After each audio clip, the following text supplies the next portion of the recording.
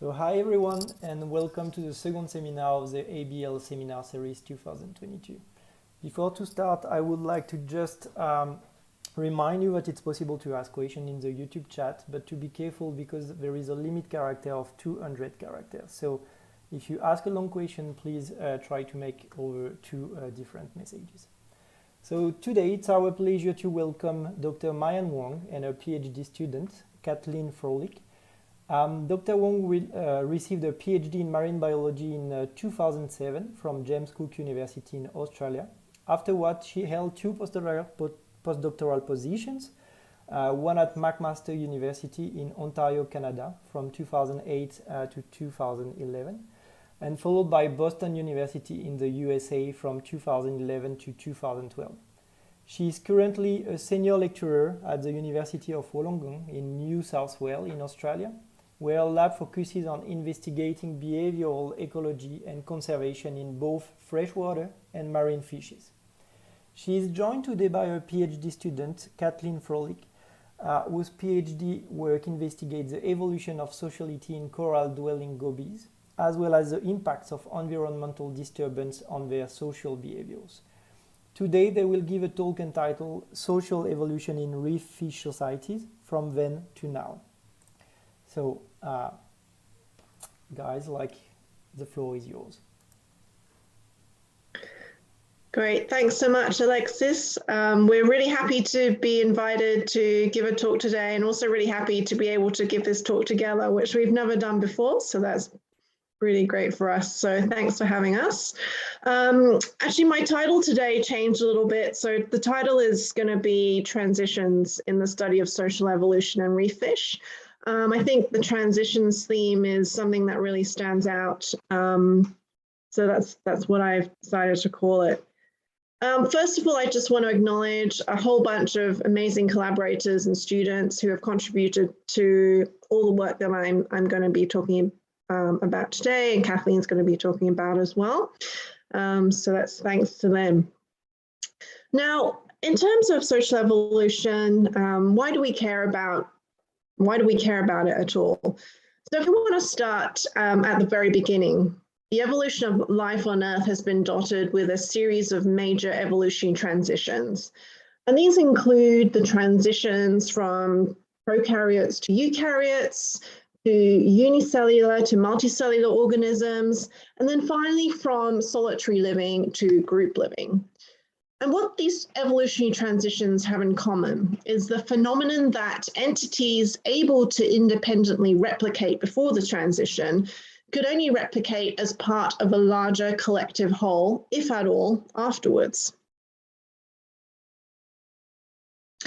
So the focus of this talk is really on one of those transitions, from solitary to group living, and why such entities were selectively favored to engage in such apparently counterintuitive behavior has been a key focus of evolutionary biology for many decades.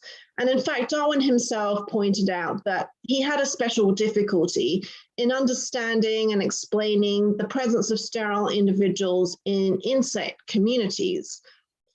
So we care about social evolution, not only because it pervades the evolutionary history of life on Earth, but it also because it explains the vast variation in social systems, including asociality, that's exhibited by organisms from a wide range of different taxa, including, of course, humans. But I'm not here to talk about humans, I'm really here to talk about fish. And what I'd like to do is take you on a journey from where it began to where we're currently at, to where we need to go in order to provide better answers to this enduring question of why group living. So for the past 2 decades, really, my collaborators and I have been primarily using 2 marine species as model systems for social evolution. First on the left is the emerald coral goby, known as Paragobiodon xanthosomus, and the second on the right is the clown anemone fish, or Amphiprion purcula, that you can see on the right. So both of these species are really interesting because the groups consist of breeders and non-breeders. So we've got a breeder male and female in the coral gobies, plus several non-breeding subordinates. And similarly, we've got a breeder female and male in the clown anemone fish, plus several non-breeding subordinates. These non-breeders are smaller in size than the breeders, and they actually get progressively smaller as you go down the hierarchy. Both these species also exhibit sex change, so they can go from female to male in the terms of the goby, or from male to female in terms of the anemone fish. And these individuals live in groups within their entire lives inside the branches of corals or in the protective tentacles of these anemones, which provide them with a source of resources, so food, shelter, and also breeding sites. So they're really important for these fish. And the reason why these 2 species have proven useful for understanding social evolution is because they share some similarities to the social systems of terrestrial species for which theory was initially developed. First similarity is that they form these groups, and these group members share and reside in a common territory, which are either the anemone or the corals, similar to the joint territories that cooperatively breeding birds and mammals inhabit. And on these territories, they share these resources that I've mentioned before. Secondly, these fish share in common with terrestrial organisms the fact that their groups are composed of that breeding pair, plus several numbers of subordinate non-breeders. The crucial point really is that these subordinates forego breeding, so they don't breed. And these group members are organized into some form of hierarchy. In the marine fish, rank is based on body size, whereas in other terrestrial species, rank can also be based on other things such as age or family lineage. And the third commonality is that despite the appearance of cooperation and harmony in these fish groups, there are also underlying conflicts between group members, as we can see in terrestrial species by the occasional bouts of aggression that you might sometimes observe between group members. But there are also key differences between these marine species and these other terrestrial taxa, and that makes everything a whole lot more interesting to study marine fish because of these differences, which could potentially shed some novel insights into social evolution. Firstly, the subordinates in marine fish don't seem to provide any helpful care of offspring sired by dominant breeders. That is therefore in contrast with a lot of terrestrial taxa and also freshwater fish like cichlids, whereby the subordinates actually act as helpers, providing helpful care to breeders' offspring. Second, the groups of these marine fish are not composed of close relatives, owing to a pelagic larval phase that essentially disperses offspring as soon as they hatch from their eggs into the water column, and this prevents family groups forming on settlement. And while kinship isn't always present in terrestrial groups, it often is, and kinship has often been viewed as a key cause of group formation, cooperation, and sociality in many terrestrial taxa. Third, while terrestrial species might incur costs from dispersing to breed independently elsewhere, for marine fish that inhabit these corals and anemones, dispersing from that coral and anemone means almost certain death, because the coral and the anemone provides the only form of protection to these really small fish when they're out on the reef. This means the main escape route from sociality, if you like, is barred, and they are much more likely to have to make do with social living than these terrestrial taxa. So why then should they form groups? And there are actually a range of explanations. Firstly, that this idea of kin selection, which I've mentioned, in that individuals form groups because they can help related individuals breed, and so thereby gain some indirect benefits from living in groups. Another idea is that ecological factors can promote group living. For example, if other habitats in the area are saturated, or there's a high cost of dispersing to these other habitats, or there are high benefits of staying within your current habitat because it's of high quality, then that's going to favor individuals or subordinates to stay within groups. Thirdly, there's an idea of future selection, which assumes that subordinates might have the ability to inherit dominant breeding status in the future. So that's why they tolerate group living in the present, because at some point they might be able to breed as the dominant. And finally, there's an idea of direct reproduction. So if subordinates can somehow breed in the present, then that's going to provide them with direct reproductive benefits of living in these groups. So what we've learned from the research we've done so far on these two model species as to the evolutionary transition towards sociality can essentially be described around these four main reasons for why groups form. But we really have to look at both the subordinate and the dominant perspective in order to explain why groups form, because really group formation is a balance of dominant and subordinate ideals. Okay, and from the subordinate perspective, we need to explain why they stay in a group and tolerate reproductive suppression rather than leaving and being free to reproduce elsewhere. You can see here on the photo on the right, this is a coral-dwelling goby, and the smaller one that I've circled in red is the subordinate that's smaller than the dominant on the left. And if you were to watch these fish, you'll actually notice the subordinates are often hanging around on the edge of the coral branches because they're often being chased by dominants. So why on earth do they stay in these groups? Well, on the left, you can see that there are those four potential reasons and the various studies that we've done to try and test them, essentially. We've shown already that kin selection doesn't play a role because the relatedness between subordinates and dominants within groups is effectively zero. We've also shown that there's very little direct reproduction that the subordinates gain from being in a group, because when we look at their gonads, we find that they're actually reproductively immature individuals, so they can't actually breed.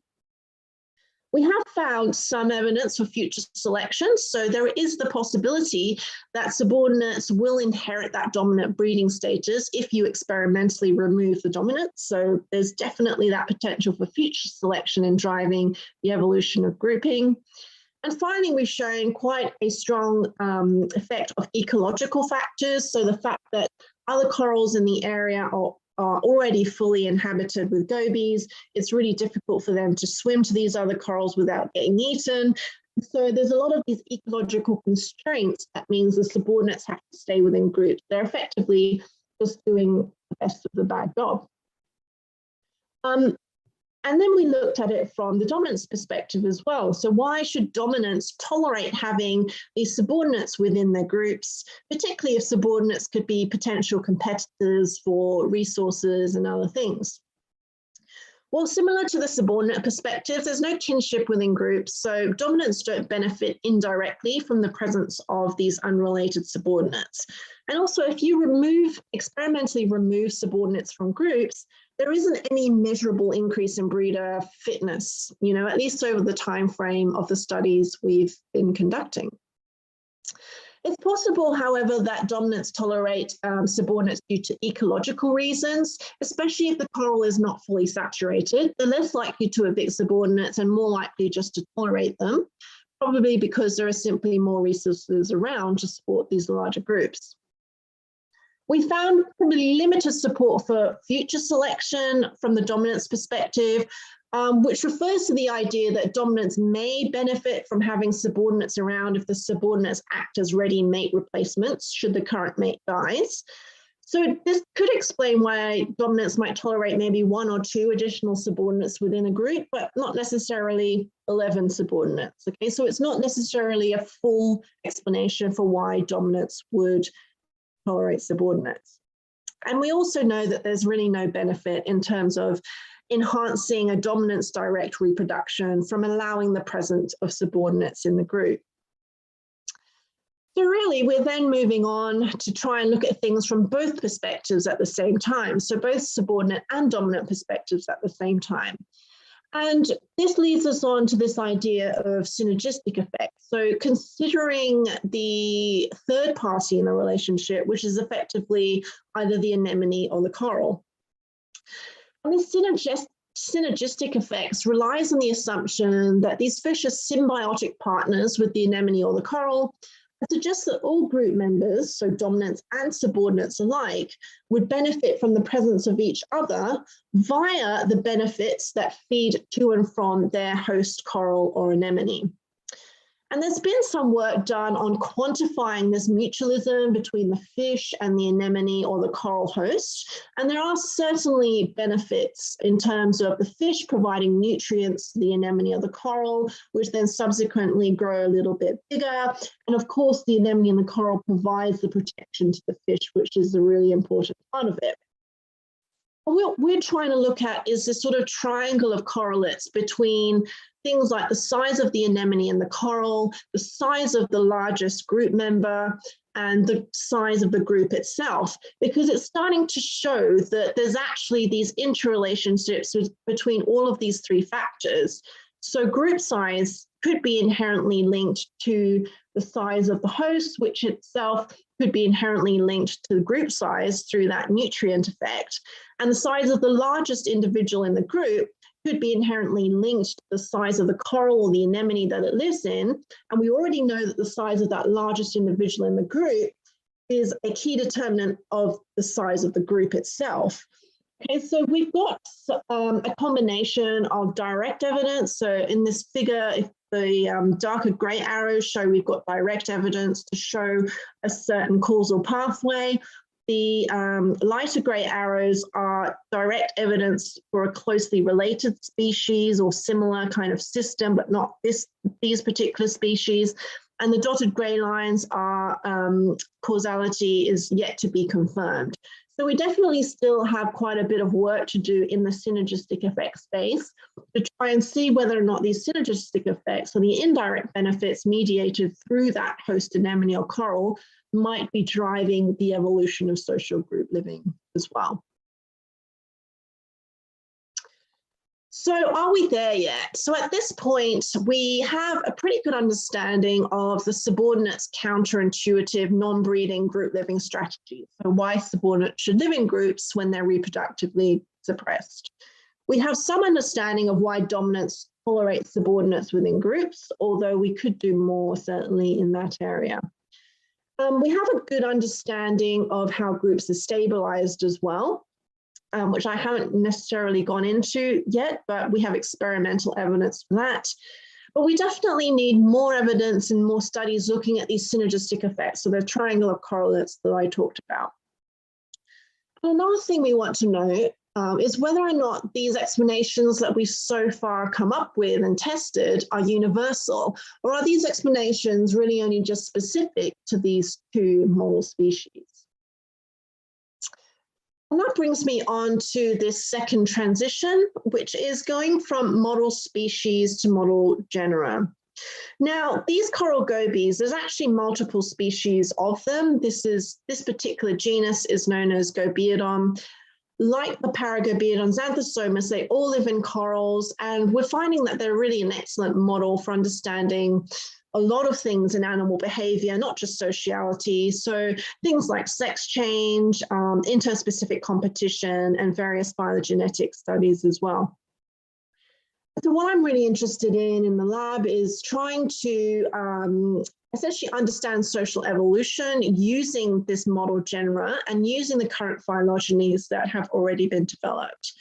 And it's important because it's becoming increasingly clear to us that not all species do the same thing, even if they appear ecologically similar and show similar social structures. And so while our research on those two model species that I've just talked about have provided valuable insights, the goal now is to really transition beyond the single species approach to a comparative one, allowing a more holistic understanding of social evolution. And of course, this comparative analysis is not a novel concept in evolution biology. And there's been a lot of really insightful comparative work out there on social evolution. But really on these coral dwelling fishes, we really knew nothing about, and from a comparative sense, why social evolution or what's driving social evolution.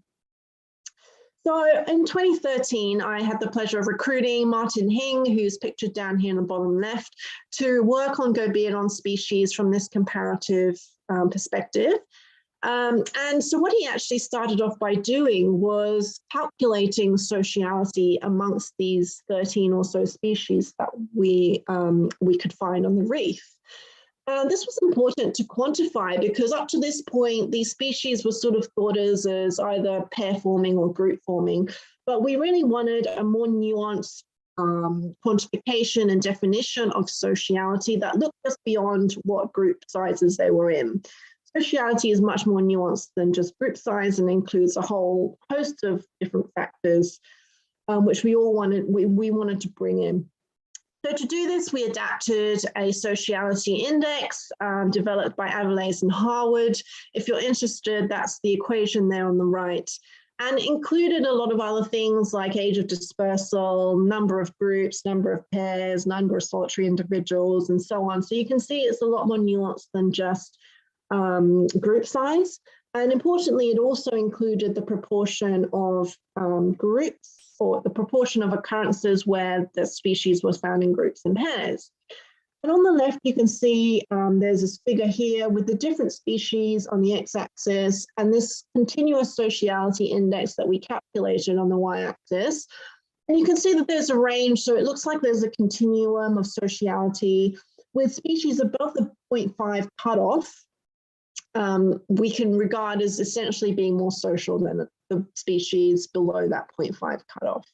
Okay, so that's the first thing that he started off doing.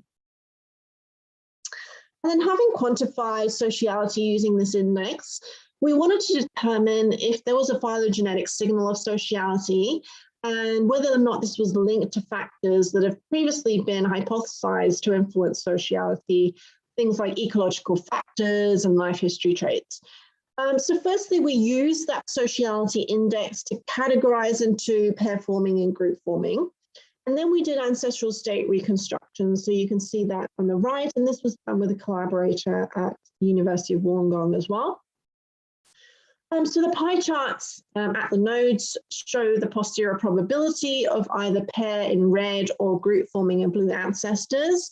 And the colors of the species names indicates the extant state of sociality as either pair forming in red or group forming in blue.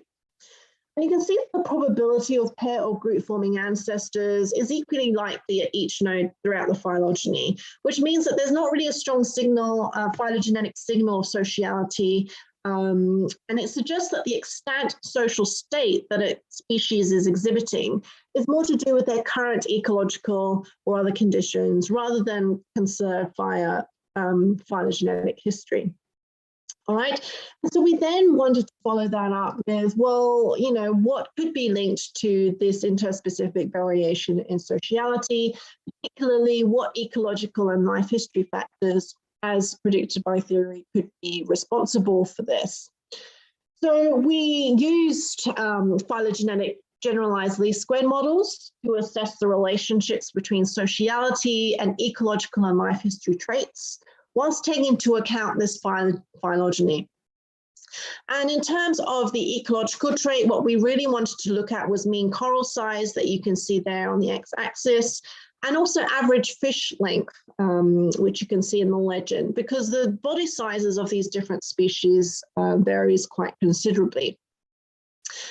And you can see that sociality index on the y-axis was our dependent variable, with the coral size as our ecological factor and average body size as our life history factor. And these were included as main and interacting effects. And the figure shows the modeled relationships based on the raw data. And it's clear that there was a significant interaction between coral size and mean fish length on the sociality index. So in other words, these smaller bodied species that you can see up here were generally more social, or predicted to be more social in general than larger bodied species, irrespective of coral size.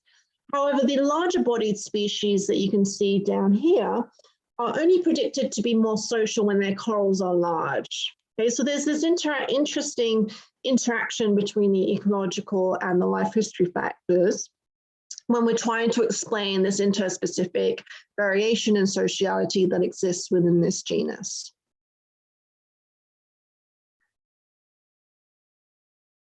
Okay, so I think I'm going to pass over to Kathleen now. I'll stop sharing.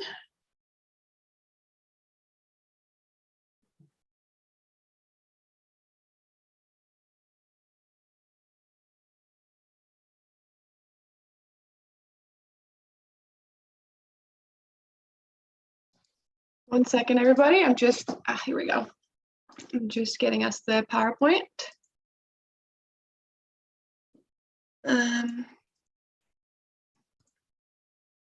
All right, so from what Marian left off, her lab, then there was a transition to look at sociality from an environmental change perspective. So we were wondering, looking at social and asocial species, is there an advantage to living in a group during times of environmental change, or is it more advantageous to live in pairs and be asocial? And how could that then affect the resilience of these species moving forward? So Martin Hing, so there are different ways that environmental change might affect sociality. First of all, as we know, ecological factors definitely dictate potential for living in groups or living in pairs. We looked at coral size already, discussed habitat saturation and such, and environmental change can very much affect these factors. With a lot of the recent multiple disturbances that have affected the Great Barrier Reef and worldwide, for example, we can see that habitat like anemones and corals might become less healthy, might be bleaching more often, they might become smaller, potentially, and so on. And that's something that we want to look into further. This could then affect as well the payoffs of staying a subordinate in a group or dispersing elsewhere to breed. This could also change the payoffs of a dominant to tolerate subordinates, as well as it could actually change potential proximate mechanisms. So for example, social cues that occur between individuals and how these cues might affect individuals staying or going. And so Martin Hing had done a lot of work at Lizard Island previous to any climatic disturbances. And then he was looking at go beyond species, as you saw previously, those that were social and asocial. And then Lizard Island was hit by two back-to-back Category 4 cyclones.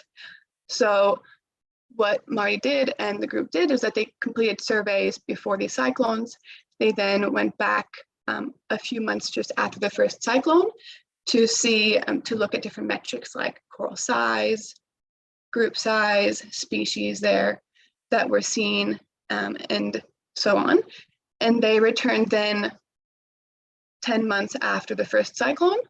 Then the second cyclone hit in 2015, and they returned again 10 months after that to see how the sociality of these species may have stayed or changed.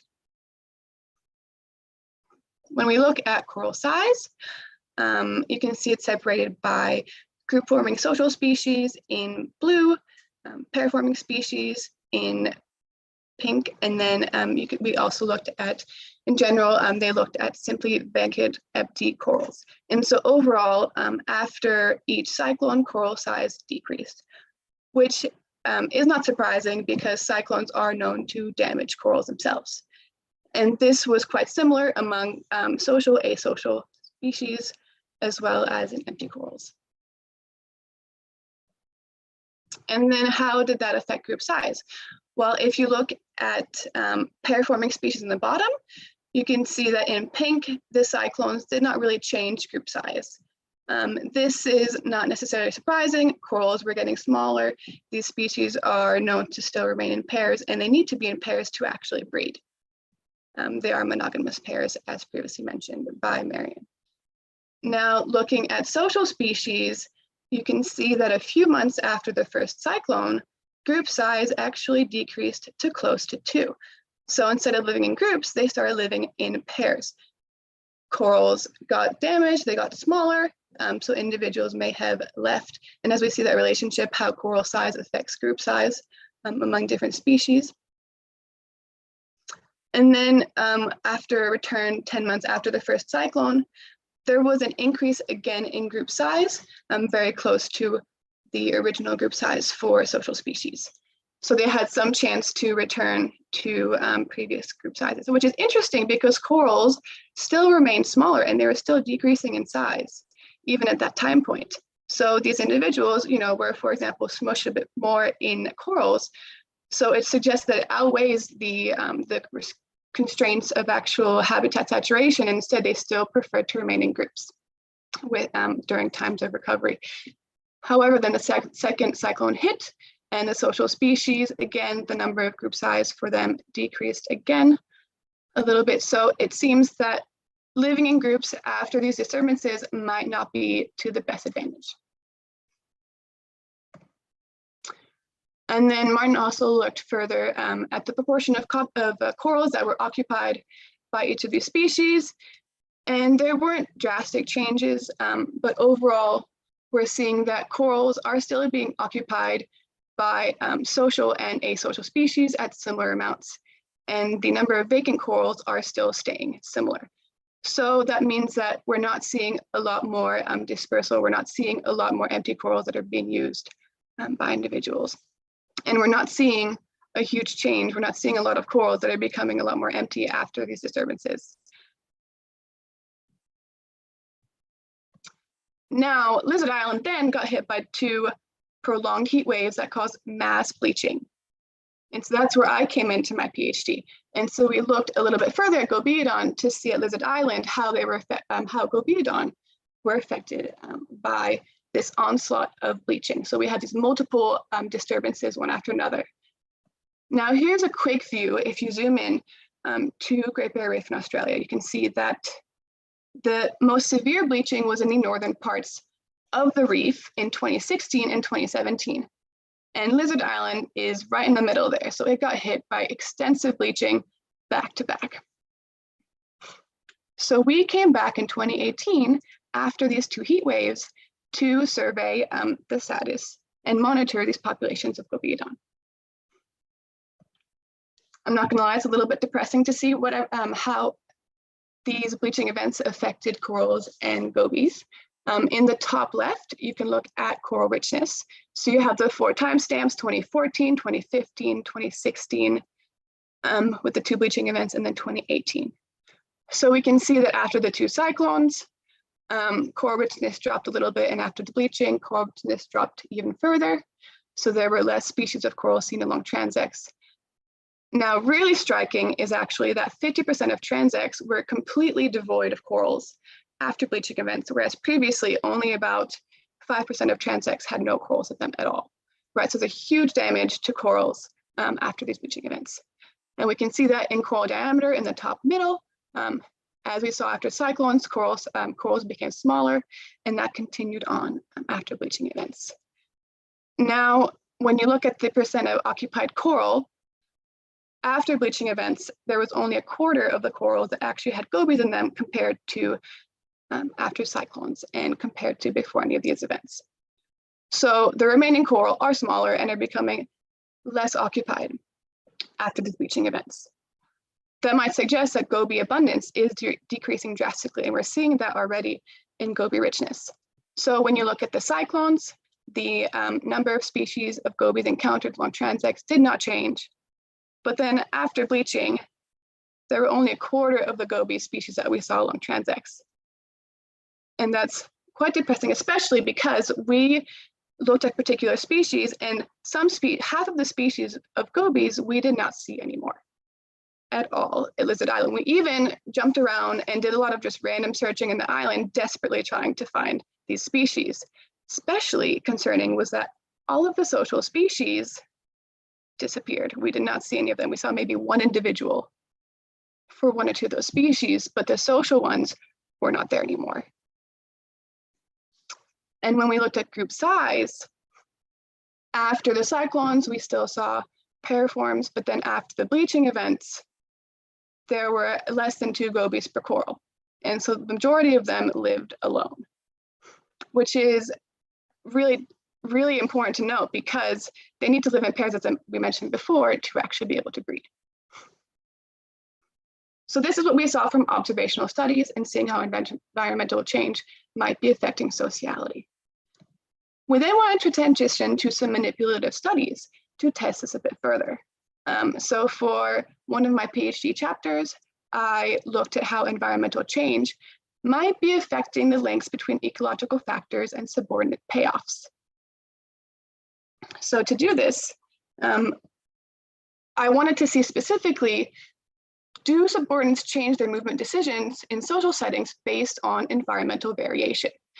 Now, different ecological factors I looked at was habitat saturation, as in group size, which is a good test for risk of movement. As we mentioned, gobies are extremely small. They're basically like candy size for most fish predators. So if they were to leave a coral, they would have a high chance of predation. So we looked at habitat saturation, which is a good indicator of that. So instead of trying to disperse and having high rates of predation, instead it's probably better for a subordinate to actually stay in a group, just for pure survival. We also looked at habitat size and habitat health, which are good indicators of benefits of philopetry.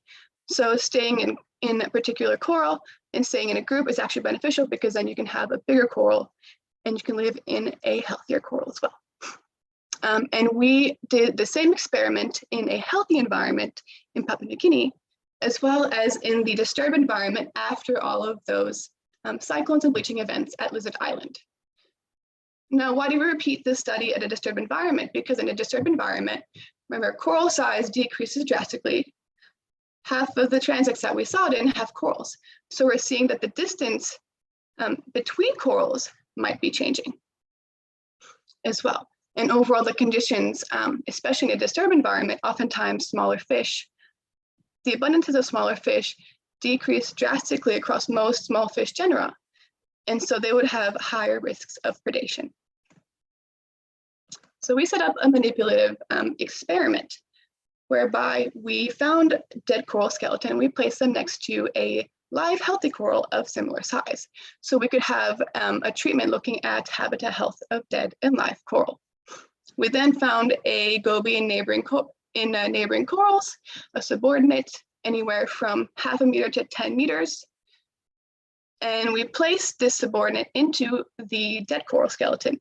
We put a net around it just to give the goby a chance to just kind of calm down and not freak out for a few minutes. We removed the net, and then after each day, we then looked to find the final location of the goby to see whether it stayed in the dead coral or moved into the live coral or moved somewhere else. So that gave us a chance to look at how habitat health might affect the decisions of a goby. Then we wanted to look at how it might change its decision based on habitat saturation.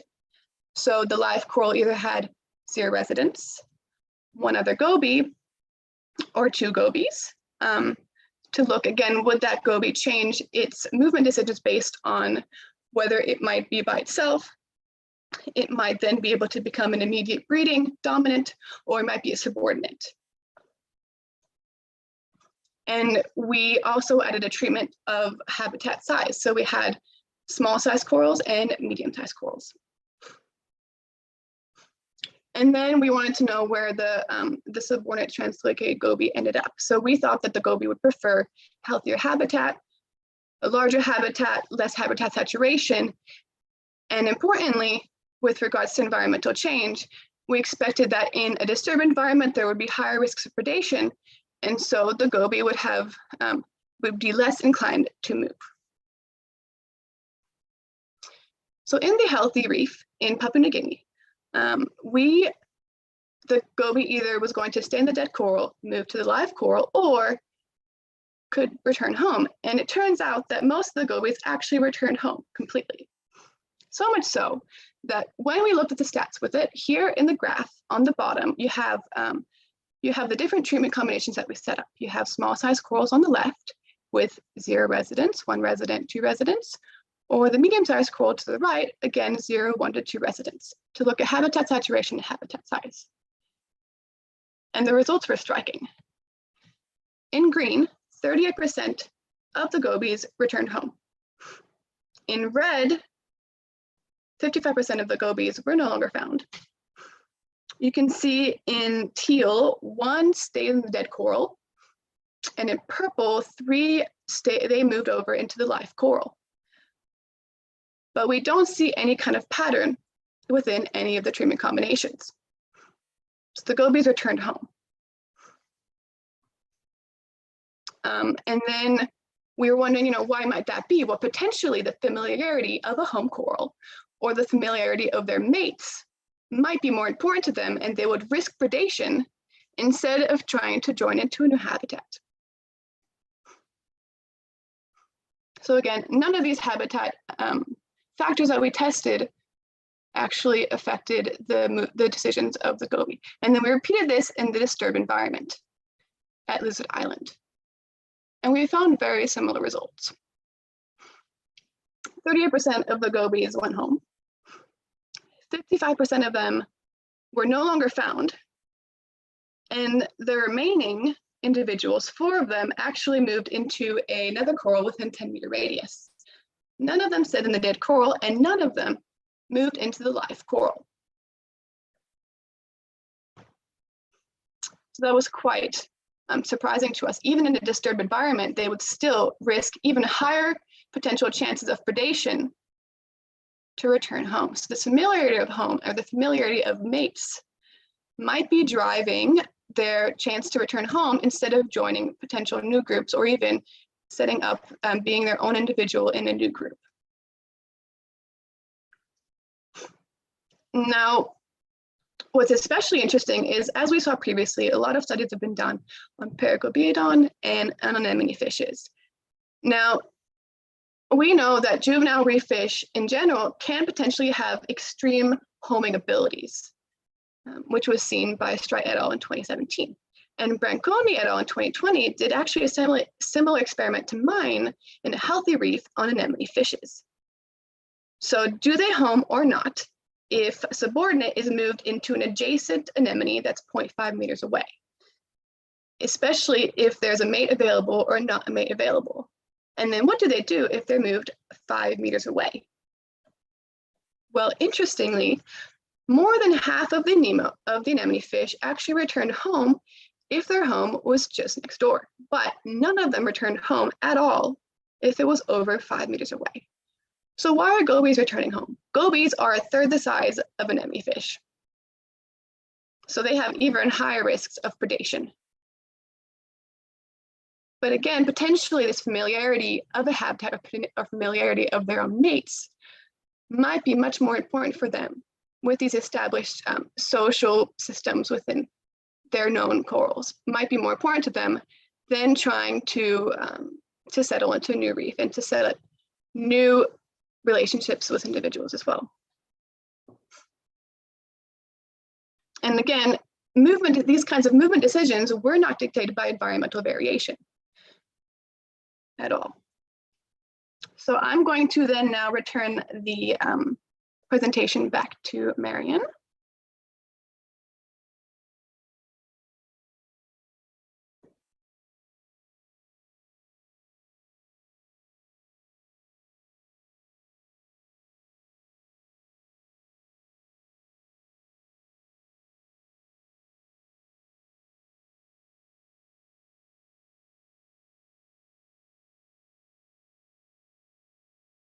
Sorry. Okay, I'll just get back to.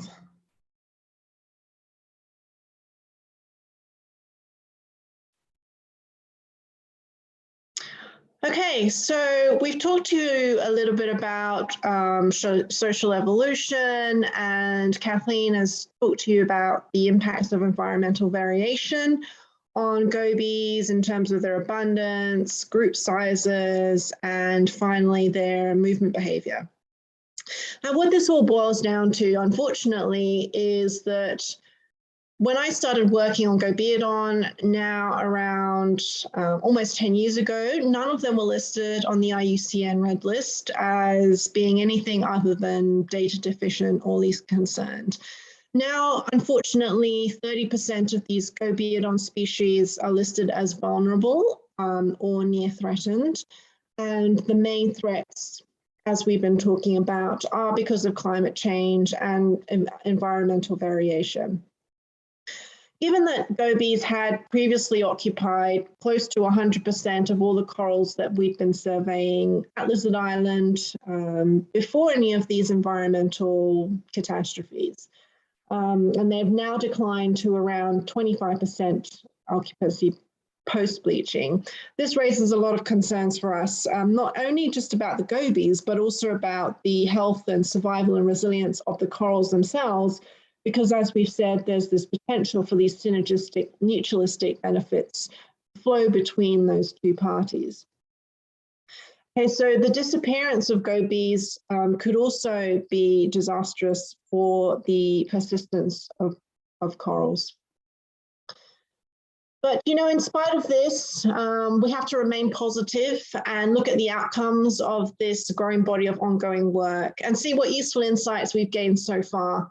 So firstly, we can confirm that these marine taxa are really useful model systems for understanding social evolution, for investigating how ecological and social constraints influence group living. They provide this opportunity to conduct manipulative experiments in the field, as Kathleen just talked about, but also in the lab, which further will help us to elucidate the causality of various effects. And they also provide ample opportunity for these comparative analysis, which has been really useful so far to confirm some conclusions that essentially we made initially based on just 2 model species, and to look at the broader genus level to see if these apply at, you know, more universally.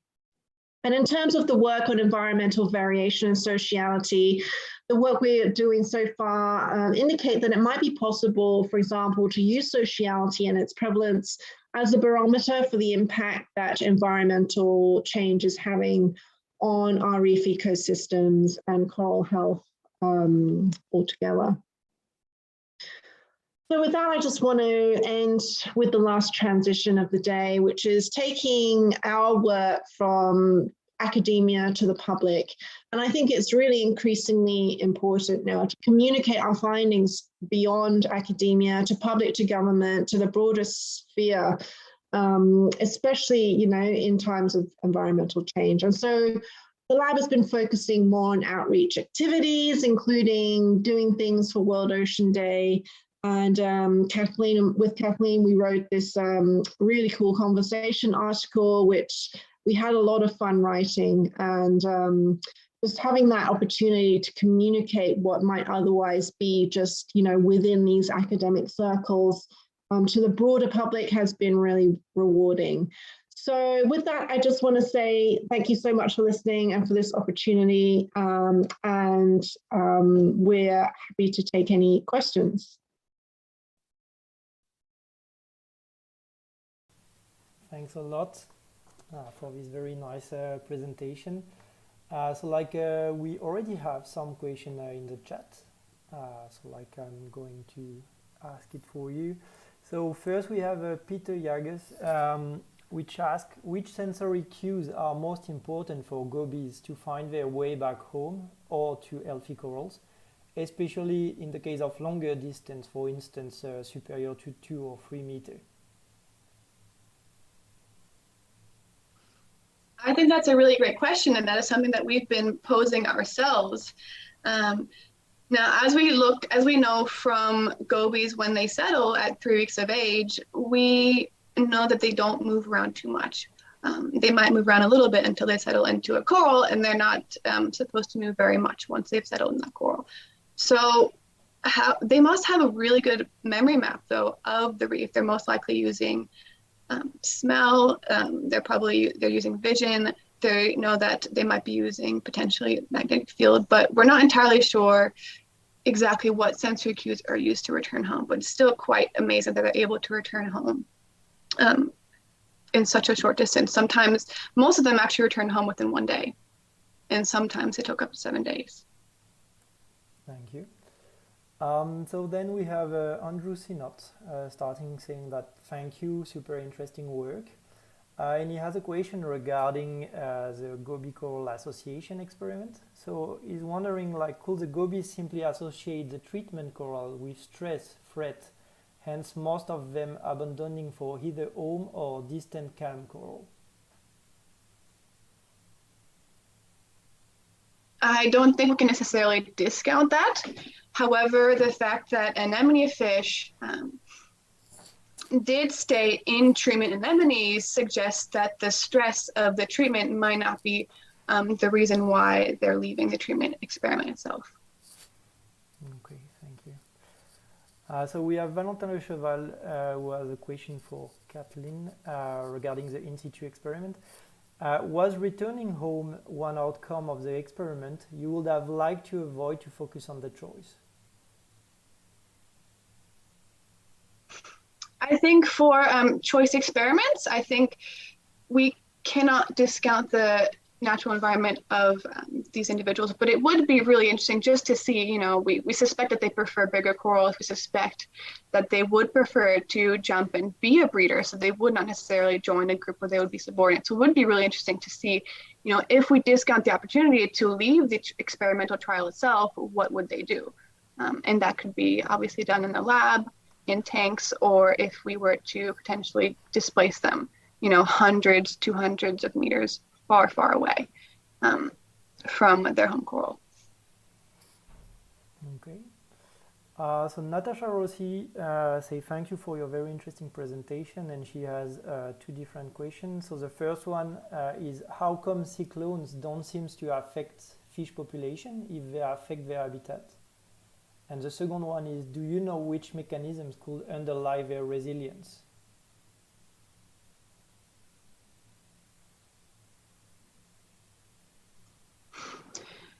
That's a really excellent question, right? So why are cyclones not necessarily having as drastic effects as bleaching? Well, first of all, we studied a system that had multiple disturbances. So the populations themselves were already stressed from cyclones before the bleaching events happened. So we can't necessarily say that cyclones don't have an effect on populations, but that bleaching itself does. We think it was definitely a multiplication of those two.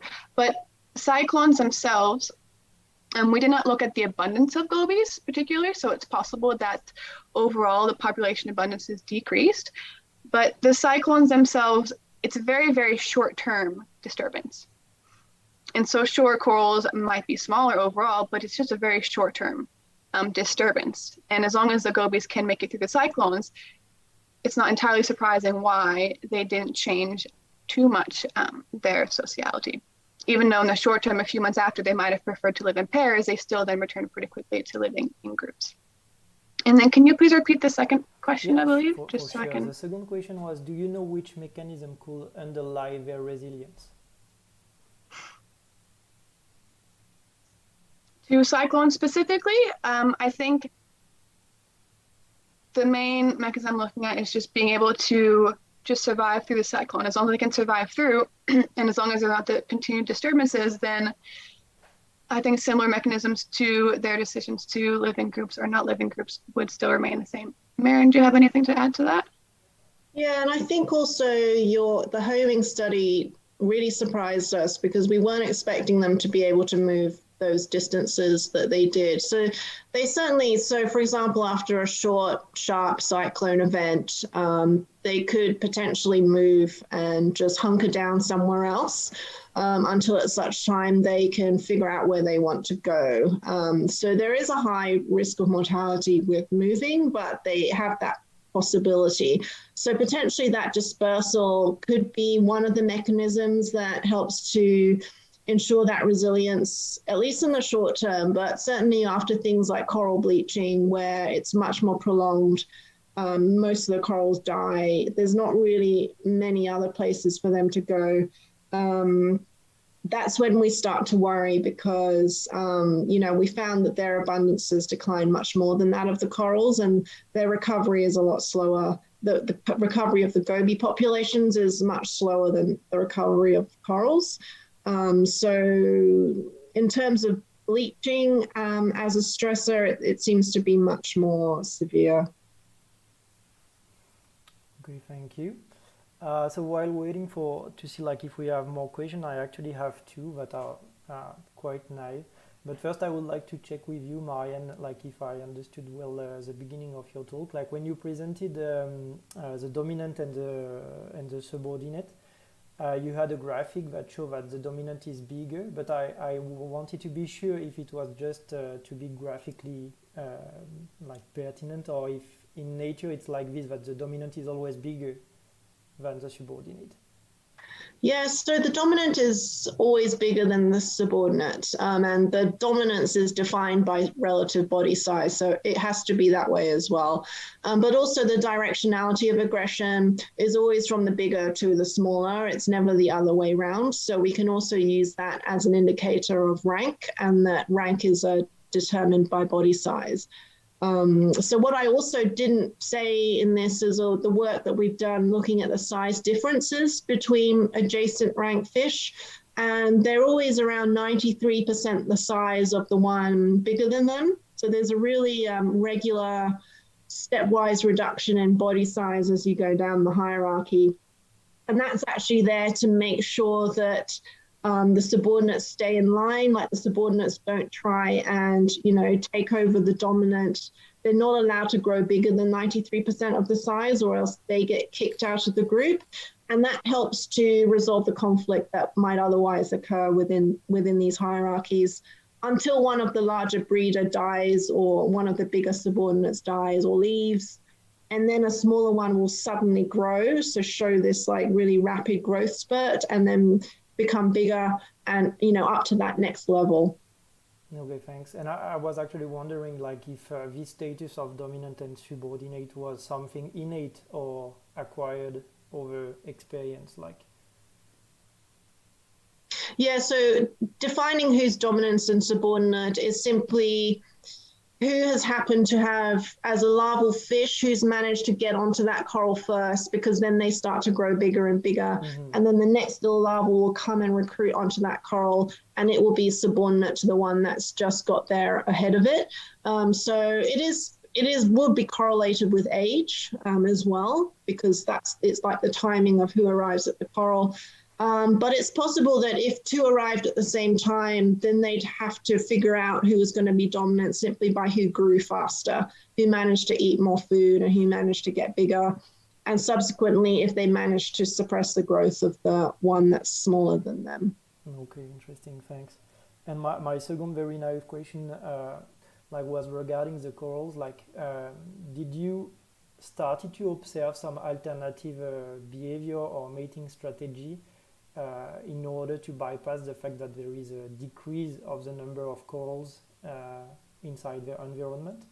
Like, do you observe, like, for instance, that they are starting to mate in other type of, like, for instance, in stone or this kind of stuff?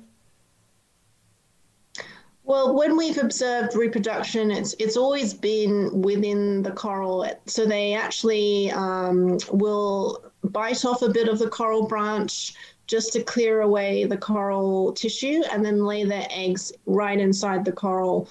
So there's been no real shift that we've observed in terms of where they're laying their eggs. Like it's always in the coral, which is the problem really, because there's no real other place for them to lay the eggs safely. So yeah, if the corals sizes get smaller because of cyclones, or if the entire coral just dies because of bleaching, then effectively the reproduction will completely stop. And the reproduction will also stop if if they can't find a mate replacement if one of their mates dies. I see. Thanks. So like we receive all the question, so we had two questions from Said Shafi Sabet.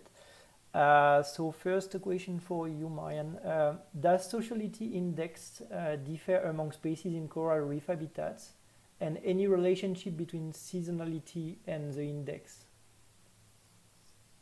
Yeah, that's a really good question. We haven't really looked at any other species besides these Gobiodon species. And in fact, that sociality index we calculated was just from those species at one location. And so now we've done various surveys in other reefs, so around the southern Great Barrier Reef, for example, and we're going to be using or sort of combining that data of those same species but at a different location into this sociality index to determine whether or not there might be some spatial variation in the degree of sociality that any given species might exhibit. For example, in relation to environmental variation, I don't know, temperature, anything. There's certainly been shown in other taxa that, things like latitude and altitude might influence the sociality. So it'll be really interesting to combine that data among our different locations, just to see whether that changes how we categorize a given species depending on if it's social or not. And actually really interesting, I haven't really thought about also looking at temporally as well. So that's something that it would be really interesting, to factor in. Yeah, so the second part of this question was, does predation risk potentially affect sociality index? But I guess that you kind of reply already a bit, saying that there was already a lot of factors that impact. And so like we also received a question from Natasha Rossi again. So we said, I have another very naive question. Kathleen, you mentioned that gobies kept going back to their familiar habitat despite the bleaching. Is it possible that this familiarity preference will be crystallized very early in their development, thanks to imprinting, for instance? Can you repeat? I understand. Can you repeat the last couple of things you said? I can even repeat the full question if you want. So the question is that you mentioned that gobies kept going back to their familiar habitat despite the bleaching. And the question is it possible that this familiarity preference will be crystallized very early in their development, thanks to imprinting, for instance?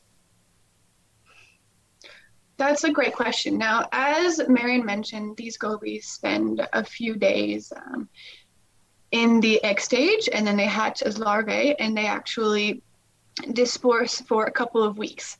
So the imprinting in the early life development up through larval stage we don't expect to affect it. It might definitely affect the species, of course, potentially, that they are living in, but not the coral itself, like a particular coral, because they disperse away, and we're not seeing gobies living in families with related individuals, so they would be dispersing further away from their own initial coral where they were actually laid and where the eggs were laid in. Right now, potentially this imprinting is not really something that we're seeing, but we definitely expect once a goby settles into a coral, we expect it to stay there for the remainder of its life, unless something else happens. So unless maybe their mate dies, maybe their coral dies, or maybe they get kicked out. So they definitely would develop a very strong familiarity with their coral once they've settled in the coral itself. But this imprinting, we know that in anemone fish, they definitely will imprint to a particular species of anemone, but to an anemone itself, like an individual anemone, we know that anemone fish will return home only if they're moved just next door, but they won't return home if they're further away. So this also, adds an extra layer of what's going on. Why are anemone fish doing one thing and why are gobies doing another thing? This kind of imprinting in the early life stages, once they have gone out of the larval stage, might be more important for gobies than it might be for anemone fish. Thank you. And so, I think we have time for a very last question. Said Shafi Sabet, who asked, are there any indications that gobies choose their habitats in coral reefs based on specific soundscapes? Based on soundscapes, did you say? Yeah, soundscapes. No, there's been no studies that have actually even looked at that. And goby, it would be goby larvae, I imagine, when they're about to settle on a reef, and to see whether or not different sounds of different reefs influence it. But there have been other studies looking at other larval fish species that have shown that, yeah, definitely the larvae can distinguish between different types of sounds and will preferentially direct themselves towards reefs that sound like healthy reefs rather than unhealthy reefs. So there's definitely possibility that the soundscape might influence gobies in terms of larval settlement. Whether or not it influences movement decisions of adult gobies that have already settled on the reef, yeah, we have no idea, fortunately. Okay, thank you. So we are done for today. So before to end, I would like to remind everyone that if you did not get a chance to watch the full talk, it will be possible to watch the replay on our YouTube channel and to potentially ask some question to Marian and Kathleen afterwards on Twitter, for instance, or on their professional email. I would also like to remind people that next month we will have another seminar, so the third one, the 31 of May. And so I am reading. So the title will be Digging In, What Are Tucos, revealing about subterranean sociality by the Professor Ellen Lacey. So I invite all of you to come and watch also this next month.